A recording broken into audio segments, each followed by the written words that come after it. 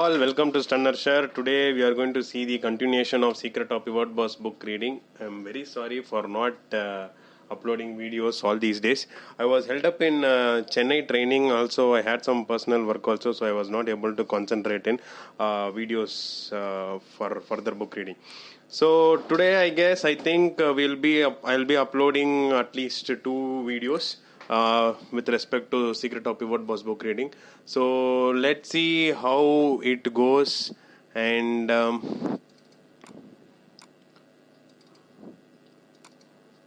so till now what we have seen is like we have seen the initial start of the introduction, and then the some process, auction process, recycling market days, and the type of days. There are 6 days which we have seen, and then we have seen some setups, like what are the setups which will be available during a market, and how to work on it, and what is the pattern psychology, what is the pattern setup, and how to understand the setup and how to work on it. So for now we have seen wick reversal setup, then reversal extreme reversal setup, and then we have seen outside reversal setup.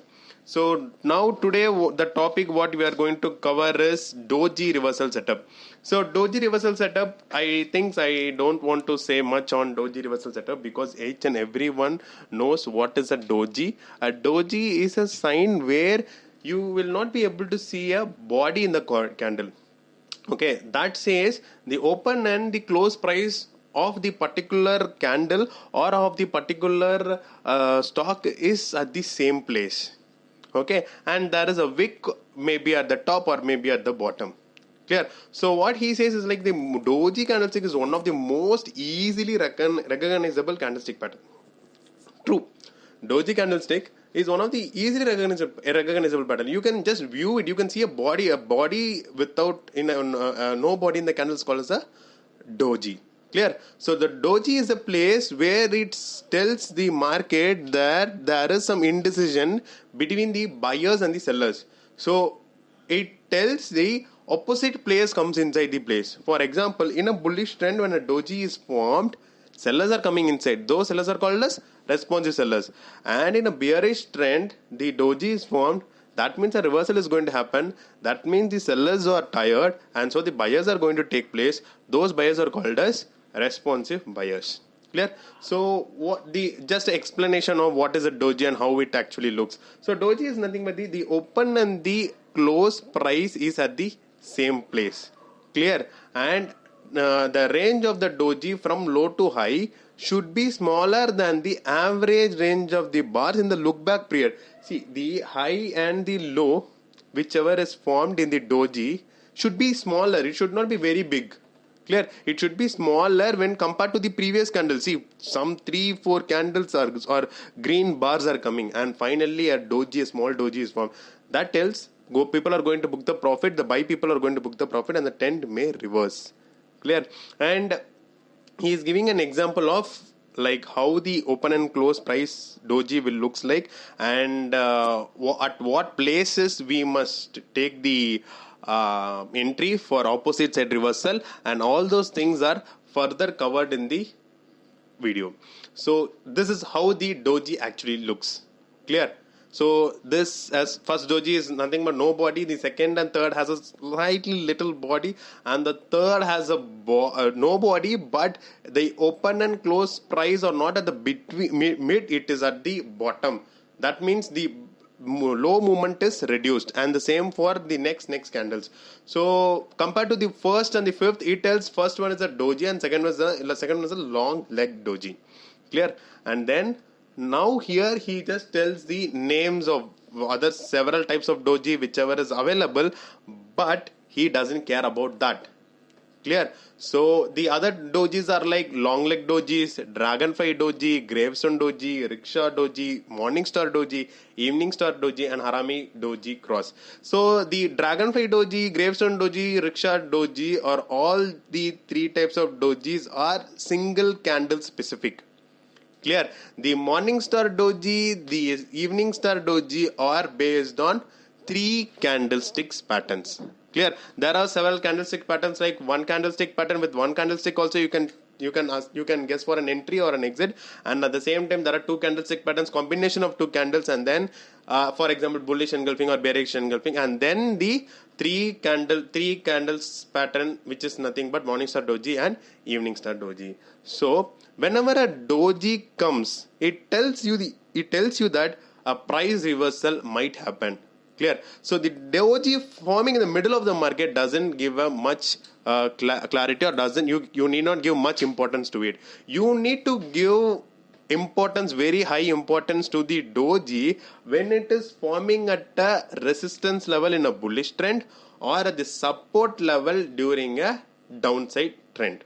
Clear? Which means a bearish trend. So that means a potential reversal is always possible. Clear? And there are several factors you need to put in place when you are checking for the doji reversal setup. Clear? The first important factor what you need to see whenever a doji is formed, first of all, go and check what is the trend. Clear? The trend should be either bullish trend or a bearish trend. It should not be a sideways trend, so it will not give you a proper clarity or proper entry for an reversal. Clear? So here he says, so for example, he is using a simple moving average, wherein if the doji is formed above the simple moving average, that means there is a potential reversal to downside. That means a bullish trend has ended and the potential reversal to downside happens. If suppose the doji forms below the simple moving average, that means the bearish trend going to stop and the potential reversal to upside can happen. And here he is also giving one small hint. He uses 10 period moving average. I think so most of the people will be using 9 EMA, 20 EMA, 21 EMA, but FrankOchoa uses 10 period moving average to decide for a bearish trend or a bullish reversal. Clear?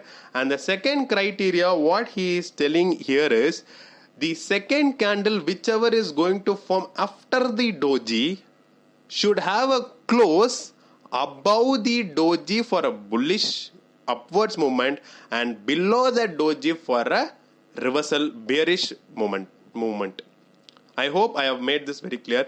For example, when doji is formed and the next candle is forming and the doji is formed in a bullish trend, a bullish 4-5 candles and then a doji, and after that after the doji candle, when the next candle whichever is forming, if the close is below the doji, then there is a potential reversal possible and you can go for a sell entry. And the same for support area, which means for a bearish trend, if the doji is formed and after the doji the candle is forming which is closing above the high of the doji, that means bullish reversal is going to happen. Clear? And this is what he says here. A doji is formed and after that a red candle which is closing below the doji's low and the trend continues. The same way for bullish reversal setup. Clear?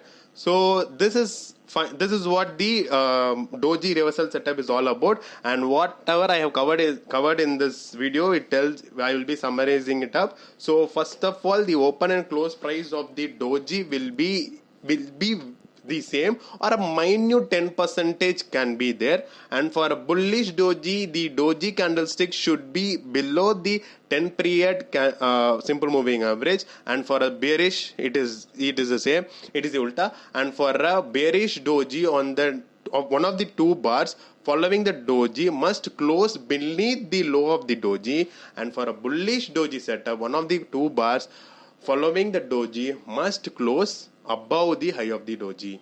Clear?